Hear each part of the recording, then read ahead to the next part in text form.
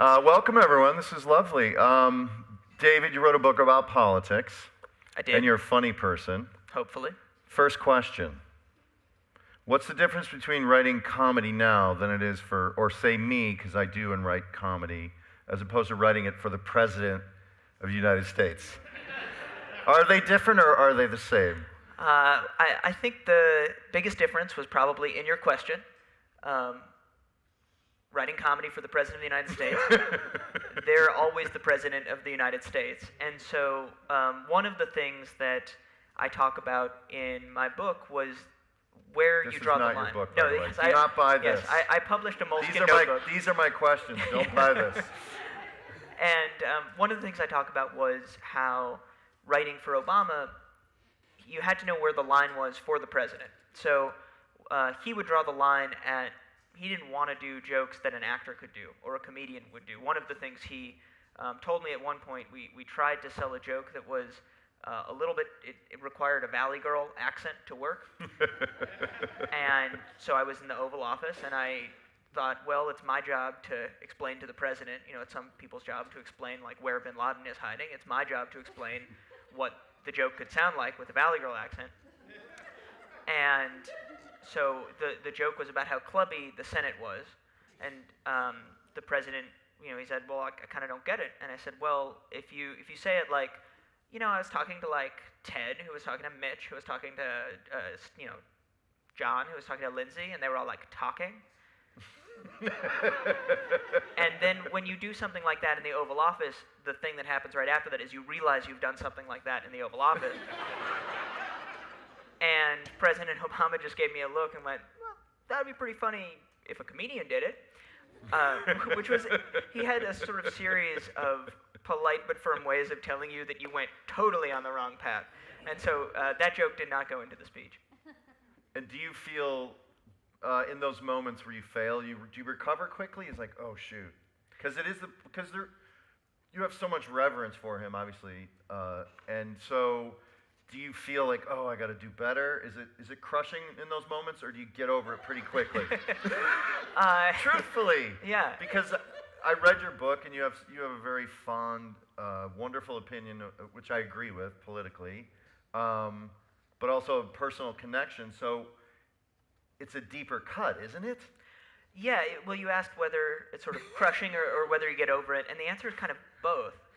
Because to work in the White House, to work in every White House up till the current one, and to work in to work in politics, I think you need to both be able to take yourself and your job, not yourself, but your responsibility seriously, and also be able to recognize that when you make a mistake, you have to keep going, because there's not enough time to go back and reflect and be neurotic about it. I mean, that was what writing the memoir was for. But at the time, you sort of say, this is devastating, and I'm continuing. And in some ways, that was one of the things that I felt like I learned at the White House, was some of those life skills. That's not why I did the job. It certainly wasn't the best part of the job.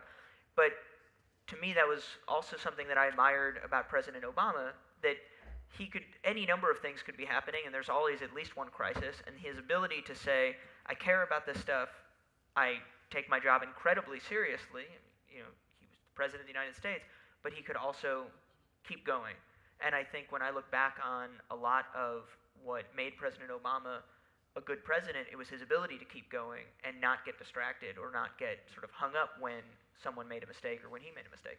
He saw the target, like in a very good way, right? Yeah, it was interesting because you talk about seeing the target. He had that same ability with jokes. And one of the things I noticed is that we have a ton of reserved seats that no one's in. So if somebody feels like getting a better seat than you have, please come sit. I have 16 cousins who didn't show up. Yes, sorry. The well-known terrible Walsh cousins. Clan of Indiana. But we're talking about sort of that ability to focus in, and on jokes. President Obama, I talk about one time he was doing a taped piece that we were going to play at the very beginning of one of these Correspondents Dinner monologues, and he read through it the first time, and it was pretty good, but it wasn't great. I mean, he missed, he emphasized the wrong word where it kind of killed the joke.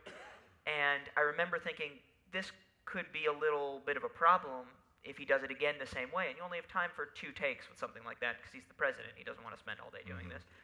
And the second take was like he had been practicing for a week, just trying to get it right. But I know that he didn't practice because I was there. I was sitting there. I could see him not practice. But somehow he was very able to intuit, here's the most important thing, and I'm going to focus on that and not the other stuff. And one of the fun things about writing a book about doing some of the less consequential stuff at the White House was that I think that quality played out in his more important decisions, but I got to see it in this lower stakes way.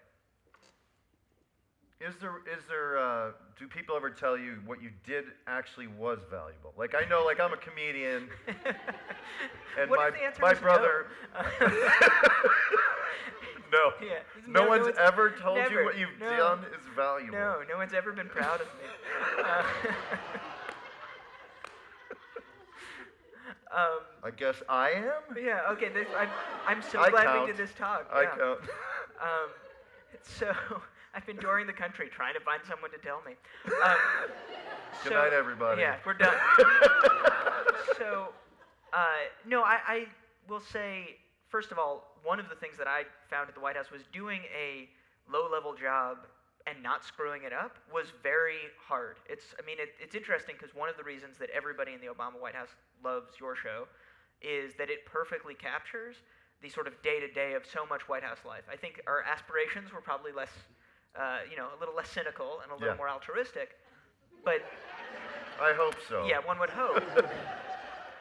But that feeling where the thing that totally derails the big thing is the little thing, Yeah. that is something that Dead on. Totally true to at least our lives. And so, for example, and you make these small mistakes, and they can become very big. So, in the book, one of the probably the dumbest things I did was when I accidentally started an international incident. Yeah, I like to call it an international mistake. An international mistake. Yeah. That's You right. made an international mistake, because I was thinking, like, I've made mistakes, but I've never made an international one. Exactly. That's a mistake on a much higher level. And what's interesting, it's the same type of mistake. It's just the consequences. I don't that are know. different. That's like getting more Twitter followers. I think it's good. I think, like, you're in the big leagues Right, when you do that. It was a big league mistake. Because, and I do feel like, you must have this happen all the time where people are like, this could totally be from Veep. But I feel like this was a vaguely Veep-level situation Veep-ish, where yeah. it seemed Veep-ish. It's not how I felt about it at the time. It just seemed terrifying. But, so I used at the end of these joke speeches, the president would usually say something nice about the press because they were delivered to reporters for the most part. And it was one of the parts of the book that I did not anticipate was going to be a sort of reminder of the good old days. It was just context to say the president would say nice things about a free press. But in that way, so much of the book ended up being this kind of time capsule of a time when, presidents didn't attack. That's what struck me about the book, exactly. Like, it made me nostalgic for a much more intelligent civil time. Yeah, like the olden days of a year ago. Yeah. Yeah. And it was very, because I started writing the book, and I'll get back to the international mistake, but I started writing the book when it was maybe the beginning of 2016. I certainly didn't think Trump was going to be the nominee. I thought odds are pretty good that Hillary was going to be the president. Me too. And so I wrote one draft and then wrote a different draft after the election, and in part because I felt like it became important to capture some of all that. Anyway, this president liked a free press and would say so. And the line was, reporters have risked everything to bring us stories from countries like Kenya and Syria, stories that needed to be told. And I used Syria because it was obviously, it's a country where there's a tremendous amount of violence, a terrible regime, and I used Kenya because it rhymes with Syria. And I should have asked someone in the National Security Council, is the fact that these two countries rhyme, is there anything else going on that I should know about? But I remember that I had just gotten a promotion. I was now like a full-fledged presidential speechwriter because I started as a speechwriter for the senior staff. Why did they have to rhyme? They were in the middle of a poem? Because it sounded good. Oh, it just sounded good. Yeah, it was like the Kenya cadence, and Syria. Yeah, the could you cadence of it. imagine JFK saying that, right? Great. Kenya and Syria. And so The answer, by the way, is they did not have to rhyme. And the other answer But is... the diction of that, like Yeah. you are writing for a speech pattern, a performer, Yeah. obviously. That's so interesting, sorry. So he could, and did in the room, get that those two things rhyme. He could hit that line in a way that a lot of politicians would have not maybe been able to do. The problem was the Kenyan government saw the transcript of these remarks the next day and said, okay, we're in the same sentence as Syria. And when they saw that, the entire government of Kenya became officially angry. And they weren't angry at me. They were angry at the United States. And so they put out an official condemnation of the president's remarks.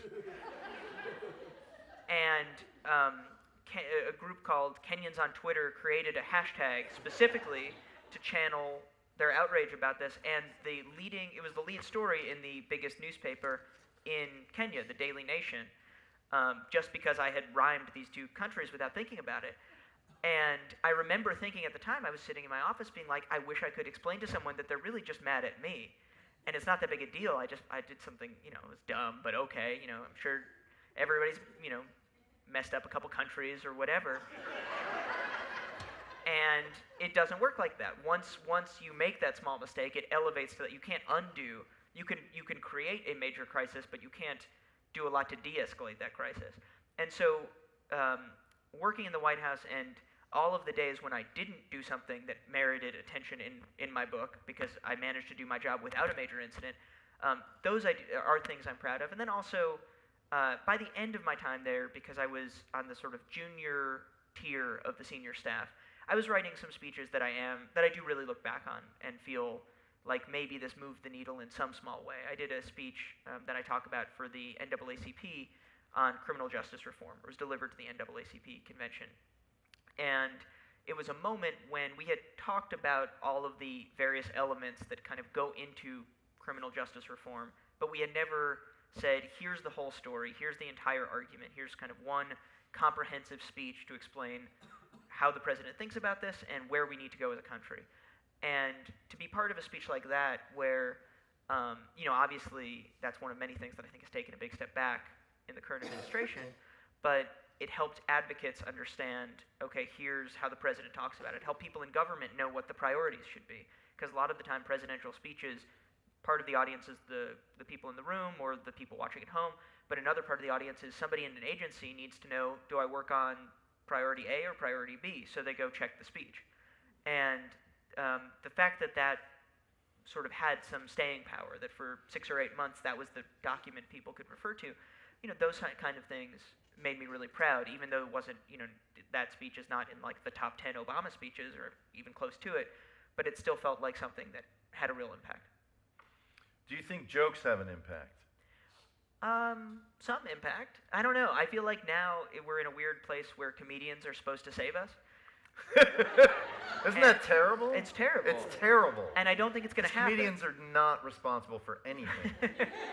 The Well, worst people to be in charge. At Funny or Die, where I am now, I don't know if anyone came here from Funny or Die. Probably not. They have things to do. But at Funny or Die, we have like a whole room of comedy writers, and some of them are really into politics, and some of them are like, when can we go back to not caring about this stuff? Because that's not why we got into comedy. But it is, so I do think we maybe overstate the role of jokes right now and the role that satire can play.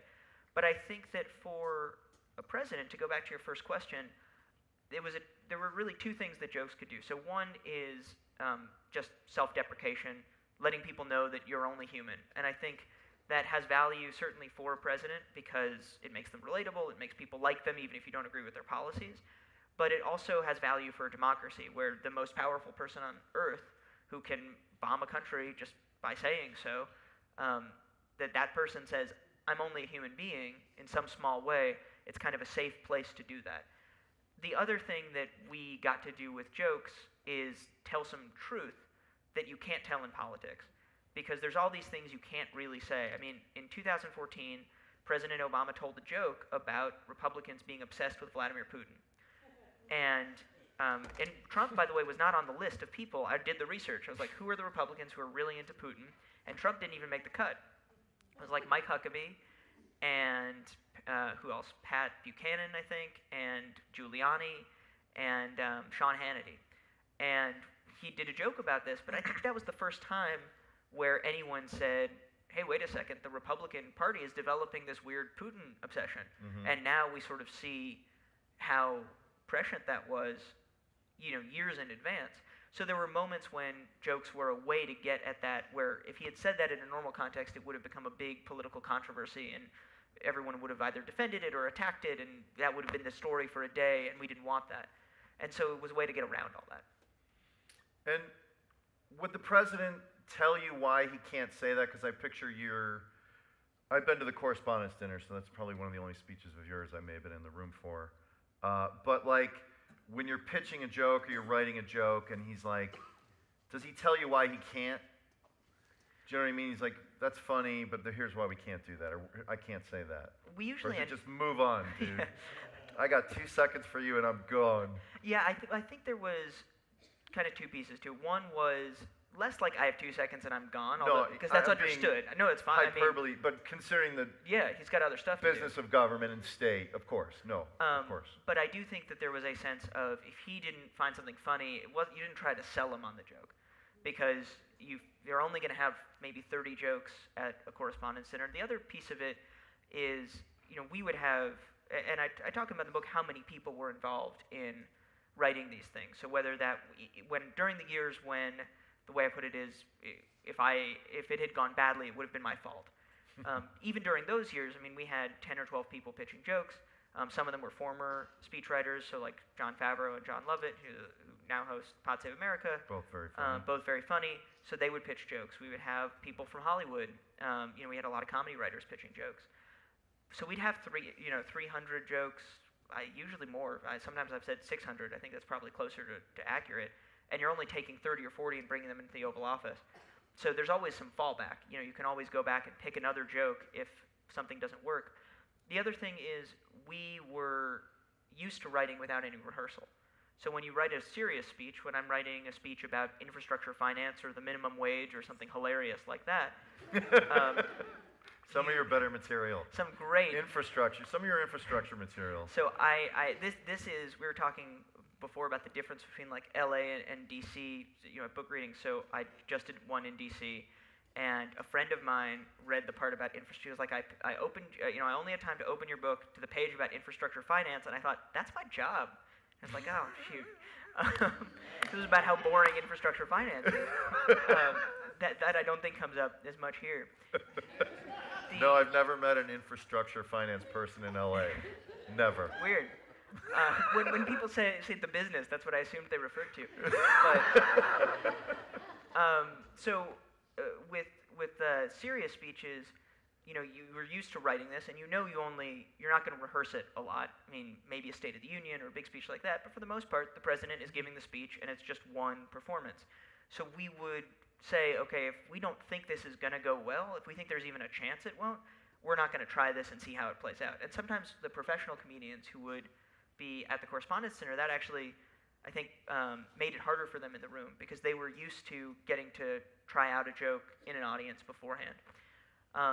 But interestingly, most of the time when we were doing something that was kind of we couldn't do, or we had to hold something back, it was mostly we would go into the room with jokes that were not as sharp or as edgy as the president wanted.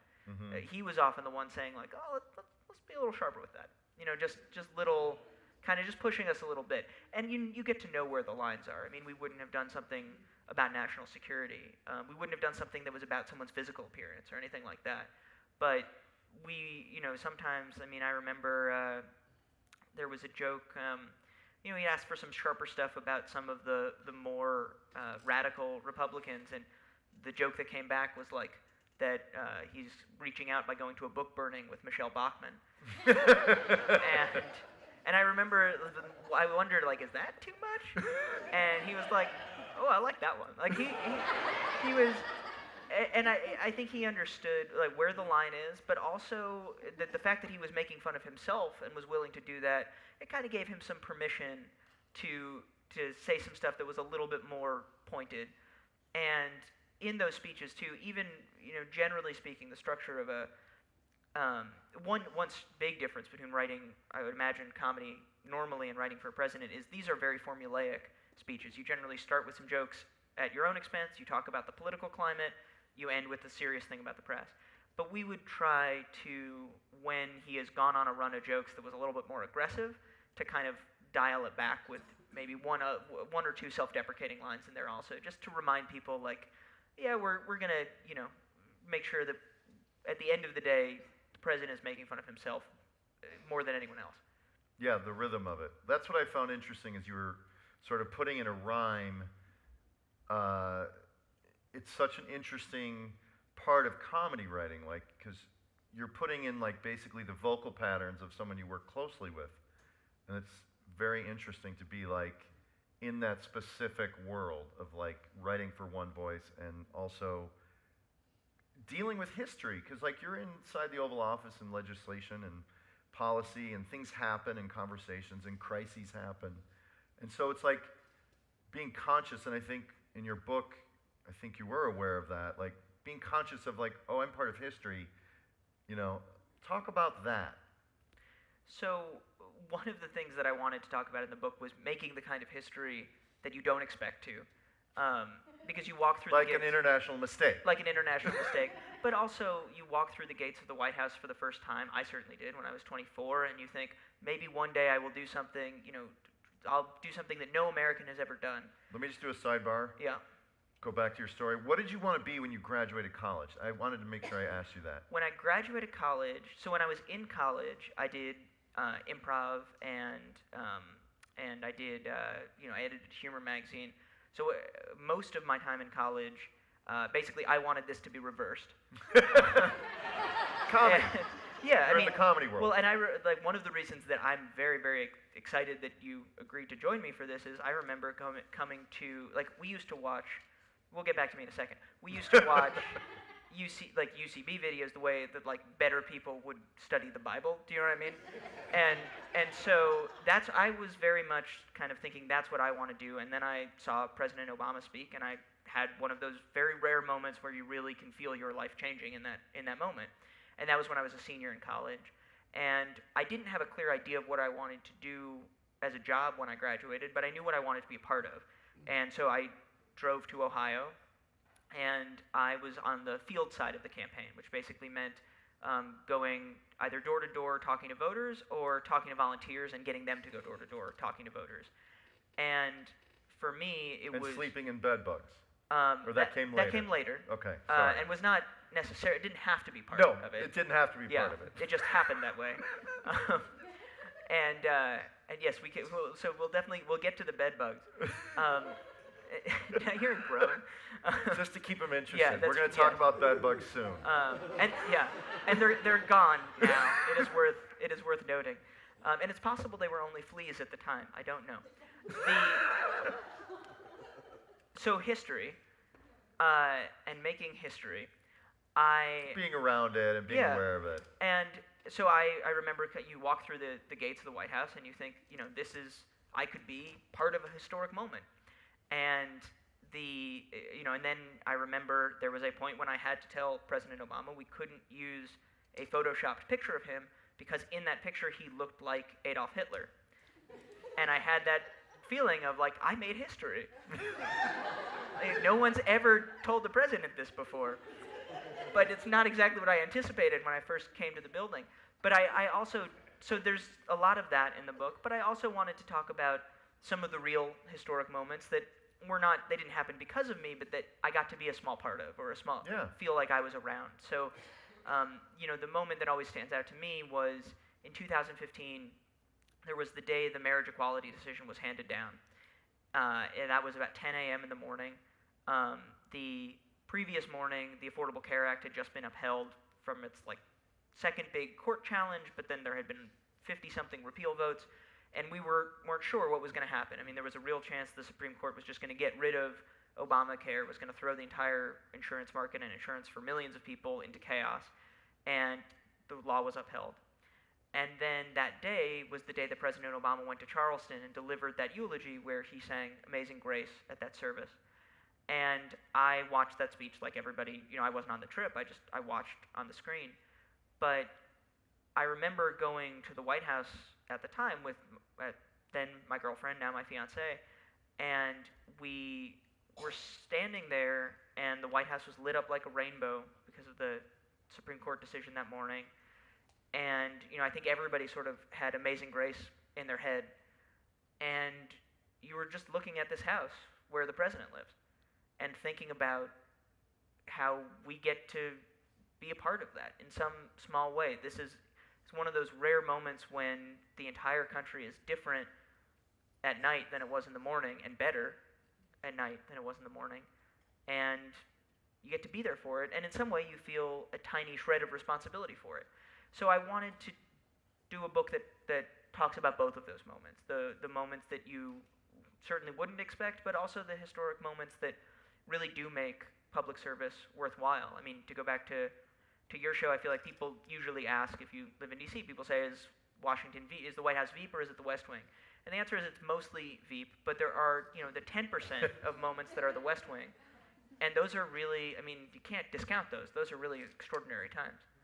Yeah, to work and contribute for ideas, and then for those ideas to succeed, you have to live on that, because you don't get many victories in politics, do you? No, I mean, it's a remarkable feeling, and hopefully once you've done it long enough, I felt like once I was there long enough, you come to believe that if you just do the work during the boring times, you will have those big moments, and they will bring more people in. I mean, the reason that I got involved with the Obama campaign was what President Obama said the night he won the Iowa caucuses. But the Iowa caucuses for the Obama campaign, certainly, that was one of those moments. I mean, that was a moment when, for a year, he had been down some crazy amount in the polls, and just bit by bit, a lot of people who, many of them became my colleagues at the White House, but there was no chance he was going to win, and they just stuck it out. And then this extraordinary moment happened where, whether you voted for him or not, the idea that an African-American candidate could win in a state like Iowa that's overwhelmingly white, it said something about America that I don't think any of us had ever believed before. So you see those moments, and each one of them, they kind of build on each other. And I think that is, right, in D.C., I feel like the genre of White House memoirs generally ends with cynicism or the same idealism you started with. And that's not really where I ended up. I definitely don't feel cynical about politics, but I also don't feel nearly the same way about it that I did in 2008. Yeah, so describe the optimism, like when you first got into the Oval Office, like the hopey-changey of it, like, as you say that. Yeah. Well, the question that I sort of framed the book around is a question that Sarah Palin used to kind of taunt Obama people with, which was, how's that whole hopey-changey thing working out for you? And not a great comedian, Sarah Palin. No. I don't find her a good comedian. Or politician. Yeah, you may not be her target audience, but one of the things that I felt was, if you take the mocking tone aside, it's actually a good question, because you devote yourself to this thing, and you understand that there is some faith involved. It's not, when I was a senior in college, and it didn't feel totally rational to say, okay, I'm going to get in the car and drive to Ohio and see what happens. And I'm going to decide that that whether or not I work until 10 p.m. or 11 p.m. entering data on the campaign could really decide who the president is. But that's the way I felt about it. I felt personally invested in that way. And the question that I wanted to address in the book was kind of not so much what was Obama's legacy and what was it worth it for him, but was it worth it to make that commitment, to make that leap of faith? And I feel like what I felt when I first moved to Washington in 2009, there was this idea that we're going to come here, it's going to be full of great people, and because of that, all the problems will be pretty much solved by the time I'm 25. And what's interesting, I feel like no matter where you work when you're 21, that's probably how you feel about it. I mean, I think that's a very common feeling. And obviously, all the problems were not solved by the time I was 25 or now. But thinking back on it, there was also this sense that if you just got enough good people together, good things would happen on their own. And some good things really did. But one of the other parts of the story of the last 8 years, I think, was the way that Washington stopped functioning, and the way that our institutions began to be, I would say, in more danger than they were when we started, and watching that transformation take place as well. So I think it's left me convinced that you don't just need good people, you need a system that is better than the people. And right now we have a system that's way worse than the people who are participating in it. And yet you seem optimistic, or I may have read something from your book where you feel like decency will return. Am I misquoting you? Well, you're correctly paraphrasing me. Correctly paraphrasing me. I think that. And where does that? Yeah, build that argument. Yeah, so I'm optimistic, but it's the kind of optimism that I feel like the new version of optimism, which is like a bunch of terrible things are going to happen, but eventually we will recover from them. Sort of hard-earned. Yeah. Or your hard-earned wisdom. I'm a long-term optimist. I'm not a short-term. I mean, I think in the short term, we're going to have to steel ourselves for the fact that the people running the country don't really have America's best interest at heart. Certainly, that's my opinion, but I think it's borne out by the facts these days. Completely agree with you. Okay, well, that's good. We could just get in a real argument otherwise. But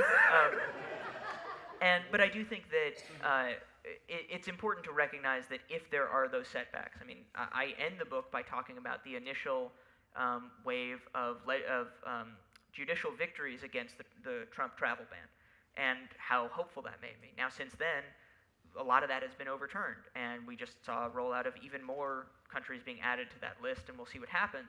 But we have to be willing to say, okay, that can't be a reason to give up. And if we stick with it, I do think that decency that we're talking about will come back. And it really does make me confident that if you look at the majority of the American people, this is a time when we cannot agree on anything as a country, and yet we seem to pretty clearly agree that we do not like the way that Donald Trump is conducting himself. Even the people who like Donald Trump are like, that guy needs to tweet less. And these are the Trump supporters, like the full, still make America great again, true believers would still like him to be acting a little bit more presidential. And then you have people who say, then the people who used to be on the fence, many of them are saying, well, I was willing to give Trump a chance, but he used up his chance and his second chance and his third chance very quickly. So I think there is going to be a moment when we can figure out how to make Washington better reflect America, but we're going to have to seize that opportunity because right now Washington and America seem totally to not speak each other's language. Can comedy do that? Of course. No, what I do think comedy can do is kind of keep us going during the bad times. Yeah. I think comedy is kind of counter-cyclical. Like if everyone is talking about political comedy, which I think they are right now, that means that the country is in some trouble.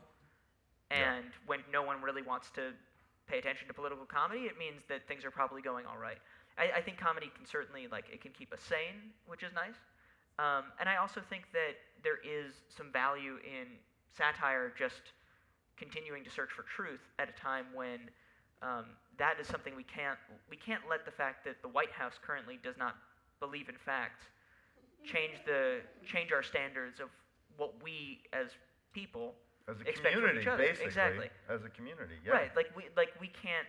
And I can't imagine. I don't know if there's any teachers here, but I can't imagine what it's like to be a teacher right now and tell your kids you can't lie, but the president can.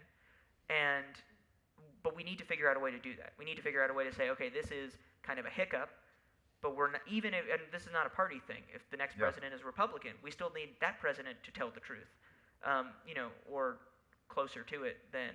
It's weird when you sort of pine for the good old days of a George W. Bush level lie. Yeah.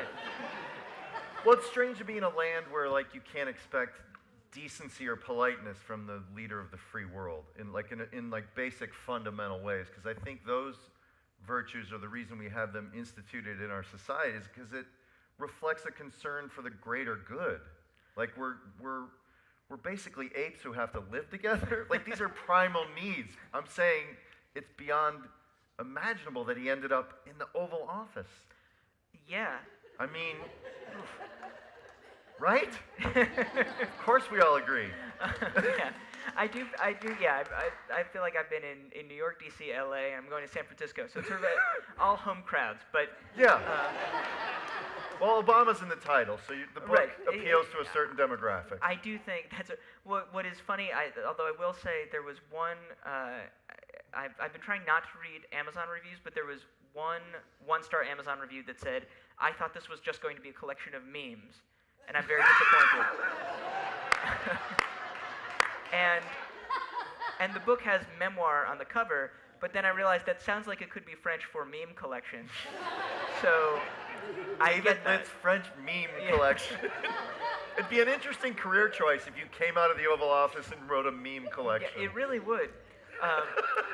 But I do think, there was, and then every so often you've gotten people I don't think who have read the book, sort of giving it 1 star and saying that I'm wasting, that Hope You Change You thing is not going very well or whatever. So I don't think that there's a huge audience among Trump voters. I do think that there's a surprising number of Republicans who they won't agree, I would imagine, with what I am saying about the way that the Republican Party changed over time, but I do think there are a lot of Republicans who miss having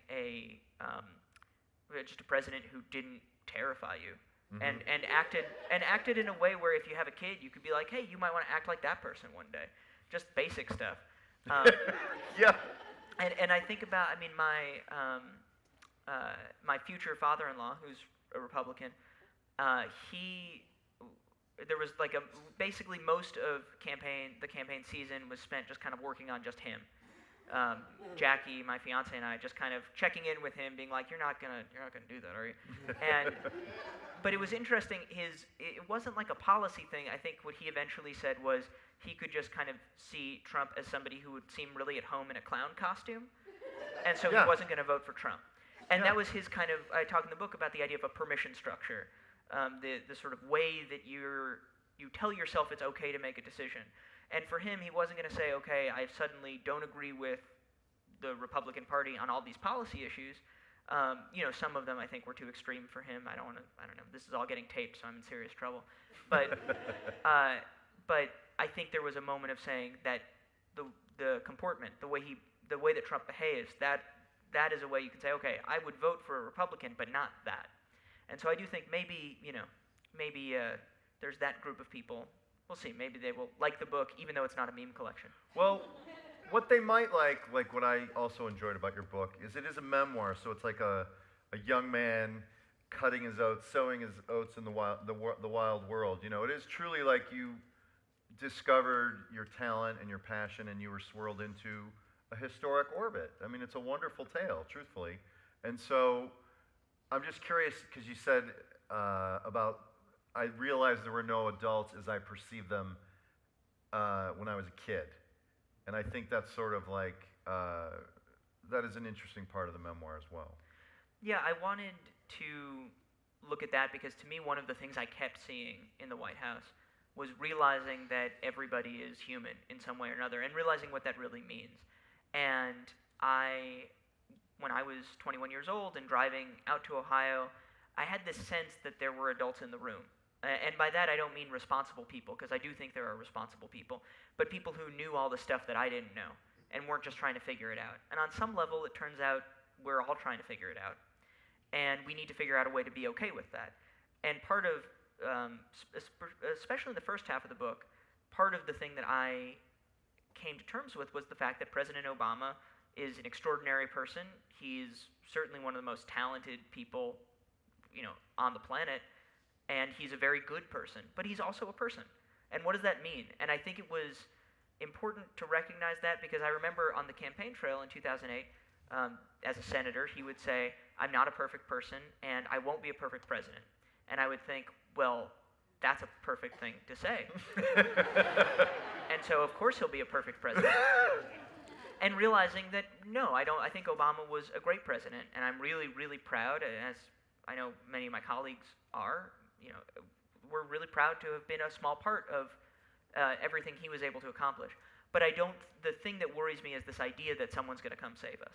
And I think especially now, there's this hope, right? And it's certainly true with President Obama, and I see where it comes from, where people say if he just came back and if he could just save us, that would be great.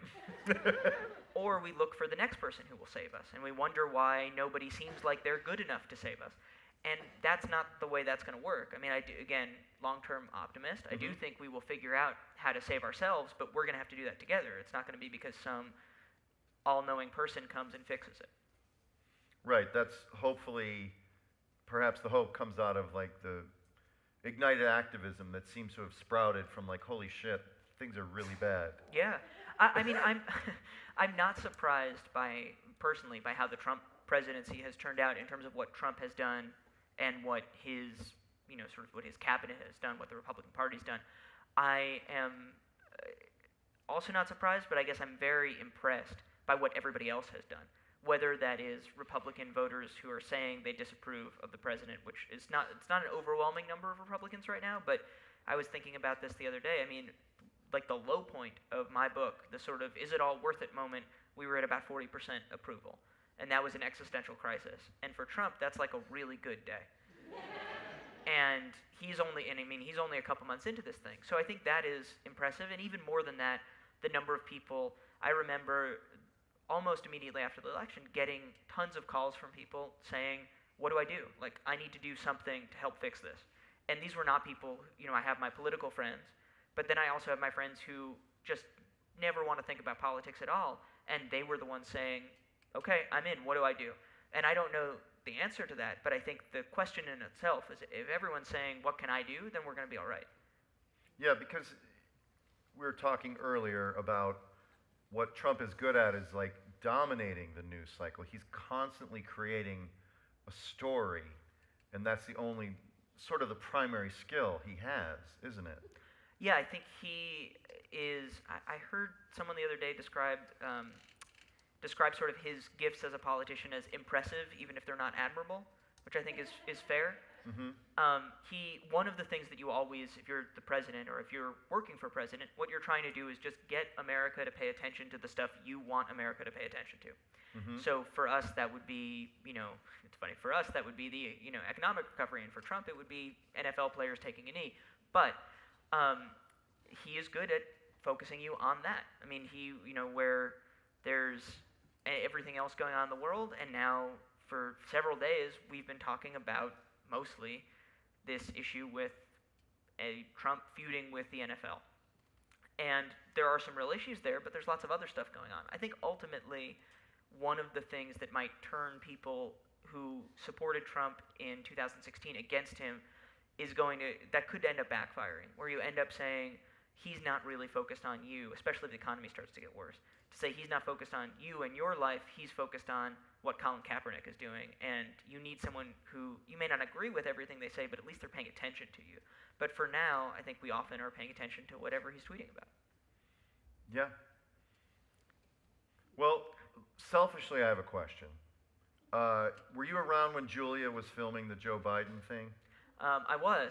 So, as you can imagine... Julia did a video that... Did you guys write it? No, we didn't write it. I think you guys wrote it. Okay. I didn't write it. I'm an actor on the show. This was for the 2014 Correspondents Dinner. And as you can imagine, the vice president, I think everyone in the Obama White House liked Veep a lot. The vice president's office really liked Veep a lot. He was very nice to him. We met Biden a couple times. He was very nice to us. So he's been always very nice. And I think the staff was like, there was a lot of, like which one, who's a Dan, or what, that kind of thing. Like Sex and the City, but for White House staff. And I think, we were going to film a video that was kind of going to intro the president. We had Julia Louis-Dreyfus coming in as Selena Meyer.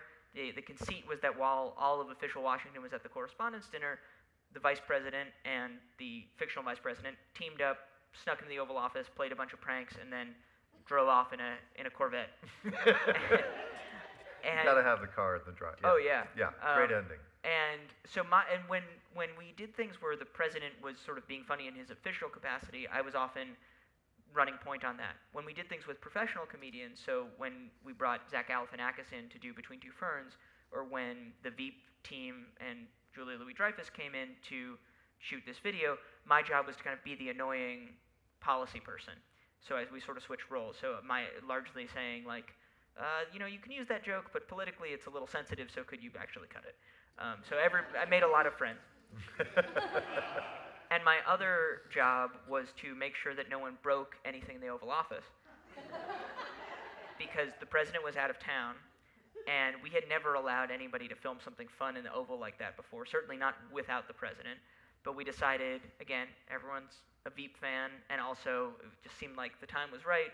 So we said, okay, we'll let people in to film, and then somebody who didn't clearly know me very well said, David, you'll just make sure no one breaks anything. Which is the worst, like there's no job I'm less qualified for than that one. And so we went in the Oval, and the thing I didn't realize about when we would film with the president, we have pretty small cameras, and there's like one of them. And with you guys, there were like all these huge, I remember like the thing that really struck me more than anything, like, and I watched every episode of Seinfeld, a huge fan of Veep, but the thing that that really stuck with me in that moment was that there was a guy whose full-time job was to like adjust the focus. Yeah. Which may not be a surprise to some people here, but I was just like, and I kept asking him about his job. I was like, tell me about your job. And meanwhile, people are knocking things over, yeah, well, breaking the things. very first thing that happened was a cameraman took a step back in the Oval and smashed the back of this giant camera into a grandfather clock. Which I never told Was anyone it like about. Rutherford B. Hayes's or something? I did not want to ask questions. Like, Okay. I didn't want to find the curator and say, just out of question, what's that grandfather clock like, and did it used to work? No. So I just assumed that no one would notice, and no one did. So and so that was my contribution to that video. Always act stupid. Gets you out of trouble a lot. Well, let's maybe do some questions. Ted, does that sound like a good idea? That does sound like a good idea. I'll, Give it up for Bring it. Ted, organize this. just a quick reminder about questions around here. They typically start with a W or an H, sometimes a D. They are short. We do not believe in two-part questions, and only Matt Walsh gets to ask follow-up questions. Ooh. Protocol. Yeah. Protocol. So since I have only one question, I was listening to you on the radio the other day, and you told a great story, and I thought you were going to tell it here. It was about the Correspondents Dinner the night before something was occurring. Do you mind just sharing that? Because I thought that was really interesting. Sure, I'll do the short version so we have time for more questions. But this was in 2011. I had just started at the White House before the Correspondents Dinner. I had been there about 4 weeks, and John Lovett, who was a speechwriter at the time, he was running the joke process, and so I was not in the big meetings for the jokes, but I was pitching stuff. And one of the jokes that I pitched was about Tim Pawlenty. Oddly, he's back in the news. He's going to run for governor of Minnesota again or something like that. Was the governor of Minnesota at the time, and the joke was about all the people attacking the president for his middle name, and the joke was, Tim Pawlenty sounds all American, but have you heard his real middle name? It's Tim Bin Laden Pawlenty. And I thought this was a really good joke because it's got Bin Laden in it. It's edgy. As far as I know, the president had never really talked about Bin Laden in a casual context before, so it's farther than he's ever gone before. And it made it into the script, and I was feeling really good about this particular joke. And then Favreau and Lovett and David Axelrod, they were in the Oval with the president, and they had their meeting, and I got sent the latest draft, and the joke had been changed from Bin Laden to Hosni. Hosni Mubarak, the Egyptian president who had been deposed in the Arab Spring. And Hosni is not funny. And I remember having this moment where I was like, I know I'm the new guy at the White House, and I know that I should just kind of stay in my lane, but the president and his team need to hear from me about this one. And I started like an email manifesto about why we needed to change the joke back. And the way I put it in the book is it was like I had a little bureaucratic angel sitting on my shoulder, just sort of politely telling me, like, don't do that. Put the BlackBerry away. And I did, and I didn't hit send. And then the next night, I was coming back with some friends. I was at a music festival, and I was in the backseat of the car on the way home, and I looked at my BlackBerry, and there was an email from Ben Rhodes, the chief foreign policy speechwriter, and it was a final draft, and it said, final, President Obama on the death of Osama bin Laden. And I remember that was the moment when I sort of first realized how when you're at the White House, even the small things are big things. And it was also a moment when I have never been so glad that I did not hit send on an email. That is a great story. Thank you, sir. Anybody else? I'm sure. You mentioned the eulogy that the president gave after the shooting in Charleston, and there are obviously a few speeches, many speeches that he gave that are particularly memorable, not for the jokes.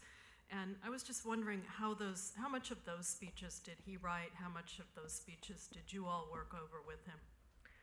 So it really depended on the speech, but for something like Charleston, a eulogy like that, something that touched him in a very personal way, the president would be pretty involved. I mean, it was not, he wouldn't necessarily write a draft, but he would work with the chief speechwriter for the second term was Cody Keenan, and the president would kind of give thoughts and then edit back and forth pretty extensively.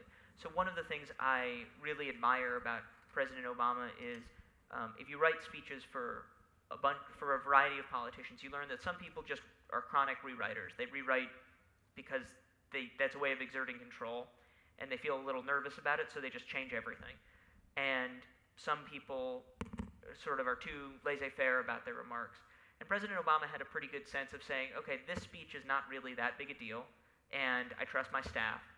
But then for a bigger speech, either something that was very emotional, but also for a State of the Union, to some extent for the Correspondents Dinners, where the jokes had to be just right, he would step in and be very personally involved. And did you weep because I cried when I saw that moment on the news. That was such a moving moment for our country, I thought. Did you happen to catch it, and did you, of course, cry? Or do you see it differently? Yeah. Not like you're cold or anything. Yeah. Yes, I laughed in that moment. No, I did. The thing that really struck me that I probably wouldn't have. So you're sort of watching from two perspectives. Or one is you're an American, so this event. I mean, we all sort of shared this experience and how terrible it was and how unsettling it was. The thing that struck me as someone who had written for President Obama's speeches, and more importantly, someone who had watched a lot of President Obama's speeches, was that moment when he paused beforehand. And it wasn't, you get to know the pauses, and this was not like, I didn't remember having seen that kind of a pause before. And then when he started to sing, I've looked back on that moment, and I think if he was a truly perfect, flawless singer, it wouldn't have been so powerful. But it was that moment where he sounded like a person singing. And he was in front of everybody and in this arena where he knew the whole country was going to be watching, and that he was willing to do that he was willing to be vulnerable and willing to aspire to something higher than the sort of flawed, imperfect version of the world that we all live in. And so, yes, I cried. No, it was beautiful. It was beautiful, and it was very healing, truthfully. Ted, you got another one? Yeah, hi. What did you learn about the president's ability to really affect change and to solve problems, or the limitations on a president to really solve some of the problems that we all talk about so much? So that's a big question. I was going to say, that's a tough one to shortly answer. But I will do my best. I think what I came away thinking is, first of all, the president probably doesn't have as much control over the country as we all like to think, especially when we like the president. So I think there was this sense from a lot of people that we elected Obama, and now it's his job to fix stuff. And that's not really how that worked. And one of the other things that I came away feeling was that a lot of the issues in American life are structural. I mean, the fact that I live in D.C., I don't have a senator, matters a lot in the way that our national debates play out. And it doesn't matter who the president is until we fix that. That's always going to be a problem in policy. The fact that districts are gerrymandered or campaign finance reform got totally unraveled. Those things are going to continue to hold us back no matter who the president is. I do feel like what I learned is that when you have a president with the right mix of personal qualities, but also just a combination of vision and pragmatism, they can do some really remarkable things. So, I mean, we can debate Obama's legacy. I feel weird doing it because I'm clearly biased, but people will discuss how could Obama have done more? Could he have done something differently? But to me, you look back on it, and I think about the millions of people, the 20 million people who have health insurance who didn't have it. I think about the moment when, at the time she was my girlfriend, when Jackie, who didn't have health insurance at her job in that moment, had to go buy health insurance through healthcare.gov, and how much of a relief it was to us personally, let alone, not as a national issue, but just the way it felt in that moment. Or what it felt like to be in the airport during the holidays and you'd see troops coming home because we were winding down these wars that had been going on forever. So I do think that so many of the things that I imagined, the night that Obama won, or a few days later in Columbus, Ohio for the staff victory party, many of them really did happen. They almost all took longer than I would have thought, and they almost didn't happen more times than I would have expected. But we managed to, in the end, accomplish a lot where people are, unquestionably better off than they were if we hadn't been in those jobs. That's a pretty good answer. Thank you. Hi there. I've got a question on that. The last day, when you turned in your badge and you walked out of the White House, what did you think? Well, it was a blizzard. I left on January 22nd, 2016. So I write about in the book how I was kind of lucky that for me, it didn't feel like I was leaving and these people who stood for the opposite of everything I believe in were coming in. Mm-hmm. And I think it was much harder for my colleagues who stayed all the way through. And that was not the plan, but it did work out that way. And then I also thought, like, holy crap, it's really snowing hard. And if I don't get out of here fast, my wheeled suitcase is going to get stuck that has all my stuff in it because I didn't clean my office in time. So I'm like sprinting down trying to get out of, the best job I'll ever have. And I do think that, I guess in that way, it was probably like so many other moments in the White House where on one hand it was big and emotional and historic, and on the other hand it was extremely practical and it felt like it was about to fall apart at any time.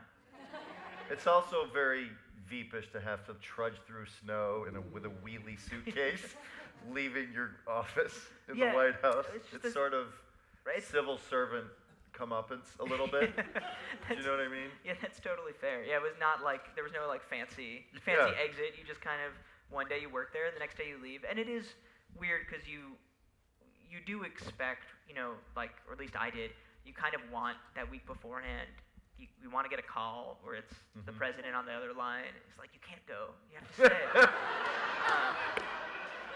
And I knew that call was like, I didn't expect that call really, but I wouldn't have been upset if it had happened. Do you know what I mean? And so, but realizing that the hardest part was not leaving. It was the first couple of weeks when I realized everything was going on without me. And I knew that. I knew that the country was going to be totally fine and the same if I wasn't in the White House.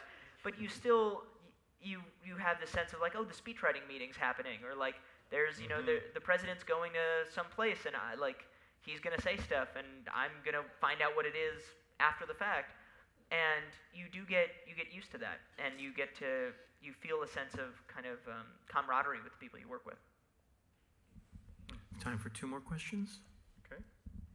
I'm so glad my question is not the last one. I have been haunted by the clip I've seen of Obama making a joke at the Donald's expense, and I've heard that that's possibly the moment when the Donald decided to run for president. Can you tell us anything about that moment and that joke? So that was also in the 2011 Correspondents Dinner that I mentioned earlier. So I was not, that was another set of jokes that came in a late draft, and I was just like, whoa, okay, they're going to do that. But I didn't write those. I did watch from the back of the room as Trump kind of retreated into himself in this very angry and sort of a way that I don't think any of us could if we tried. And I think the conventional wisdom that that's when he decided to run for president, at least in my opinion, isn't probably not right.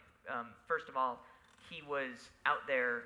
It's not like President Obama thought, you know what I want to do today is just like make fun of Donald Trump for 5 minutes and humiliate him in public. He was out there on this kind of birther tour. He was on Fox News all the time. He had talked about being political most of his career, and it was clearly catching. So I think he was getting a taste for it and probably would have continued at it. But the other thing I always think about is, to me, what Trump wants, and I feel like psychoanalyzing Trump is now like 20% of all of our time is spent just trying to figure out what on earth is happening in there. But my best effort is that Trump, more than anything else, wants the approval of Hollywood celebrities. He wants the approval of Washington politicians and of kind of New York media elite. And those are the people who would come to the Correspondents Dinner when Obama was president.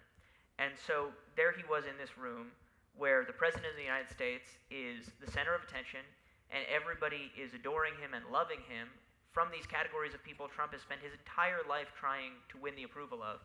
And I think that, well, more than a desire for revenge, I think there might have been this moment of envy that, like, if I'm the guy behind that podium, if I'm the one who's the president, then everyone's going to love me.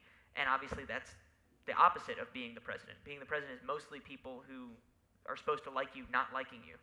Mm-hmm. And I think Trump didn't realize that. And to me, that's part of the irony of him more or less ducking the Correspondents' Dinner this year, was realizing that he was never going to have that. Even if he doesn't realize it, I think there's part of him that comprehends that he's never going to have that moment because he's missing something that Obama had. And our final question? I want to thank you for your comments here this evening. Been very revealing in many ways. We have a history of several hundred years in this country, and we call it democracy. You have to be under 30 years of age, I believe. And I am pressing 50 years over that. Looking at those thoughts, the hiatus of time, what's your feeling about the future of democracy, not only in the care of Trump, but down the road? Well, I'm glad we have a few more hours. It's another tough one to do. Yeah. Well, what I will say first of all is that I'm 31 years old, so I have a lot of wisdom to dispense. But 30 has been in your rearview mirror for a long time. Oh yeah, I mean I could tell you about 30. So, but in all seriousness, this was kind of the way that I thought about it to myself a year and a half ago, let's say, was as Democrats, I do think that we have this vision of a country that is just going to look different than it does right now. So, the Democratic Party, if you look at both its makeup in terms of what people think, but also racially and ethnically, America as a whole is going to look more and more like the Democratic Party today over time. So 50 years from now, America is going to look really, really different. It's going to look more like the kind of America that I think President Obama sort of had in his head, where diversity is something that we all agree makes us stronger, because there's not going to be a way around that. Diversity is just going to be a fact of life. And the question is how we get there, because it's going to take longer than a lot of Democrats think for demographic changes to kind of work its way into the system, particularly with the way that districts are gerrymandered and the way Senate seats are proportioned. So the question was always going to be, are we going to get there slower than we would like, but moving forward all the time? Or are we going to get there because we take a giant step back and then there's kind of a backlash that propels us forward? And it seems clear that we're in the second option, which is not preferable. But I do think that ultimately, if we can hang on through the next 5 or 10 years, and I think that's an open question. We have a lot of work to do. But if we can do that, and if we can protect democracy long enough that some of the demographic changes that we've thought about for a long time start to occur, then I think we're going to be in okay shape. Particularly, this is the last thing I'll say about it, I do think that it's not just sort of where people come from or what they look like or what language they speak at home. It's also a matter of who votes and who doesn't vote. So the composition of voting America looks fundamentally different than the composition of America right now. And so it's not just a matter of who the over 18 people are, but if we can get to a point where the people who if you just took America today and and you made it so that the voting population of America reflected Americans, even that would be a substantially different country. And I think if we can hang on for 5 or 10 years, we will get to that point. That's great. Well, thank you, David. Great job. Thank you. Thank you, everyone.